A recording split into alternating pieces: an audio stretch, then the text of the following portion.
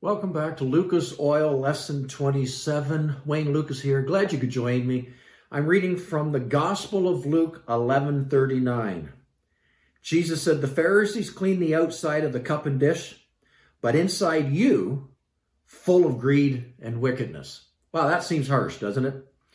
I want to start off with a farm story. Growing up on the farm had many advantages for me. But one day I was out playing soccer in the backyard. We had a white picket fence that was in disrepair. And in running around, I had stepped on a board on a rusty nail, went into my foot. I was howling at the top of my voice. Mom came running, put a Band-Aid on the wound. It seemed to heal. A day later, it was itching. I noticed it had become infected. Possibly blood poisoning. She went to work. She lanced my foot, washed it, filled it with cleaner. I'm not all sure what she did, but when it was done, although it was painful, it healed. The lesson of my story is this: Band-Aids are not sufficient to clean up infections. I needed radical surgery. I needed radical cleaning. And in the story that we're reading in Luke, Jesus made the point to the Pharisees that who had invited him to lunch, that the external washing, the external things that they put on end up actually doing nothing against pride, greed, lust, anger, to cleanse them on the inside. He was making the point, cover-ups, glossing over the real inside doesn't work. We might look good on the outside.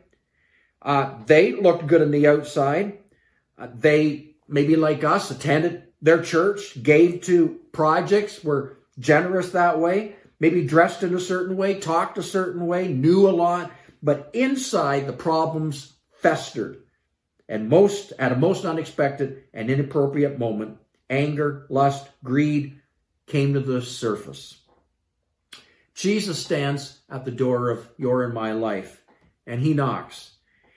He asks us to open to the invitation that he's not fooled by what we put on. Appearances don't fool him. He wants you and I to stop pretending. Start caring about having a clean heart. Yeah, today people can't see it, but lived out in life, they will know if my heart is clean.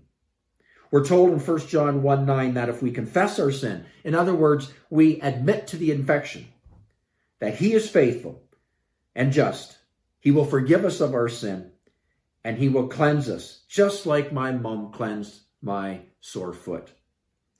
He will cleanse us. So, open the door of your life to Jesus.